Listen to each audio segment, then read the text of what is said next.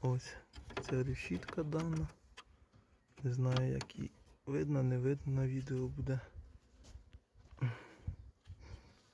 Ось ця середня губа поламалась.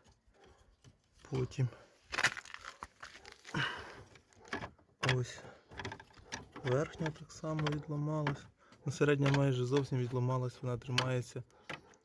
На кріпленнях вона взагалі не тримається, а ось тримається тільки за рахунок того, що вона ще не відламалася від стінки даної решітки. Нижня от відломана, тріснула. Верхня що у нас? Верхня тільки посередині тріснула.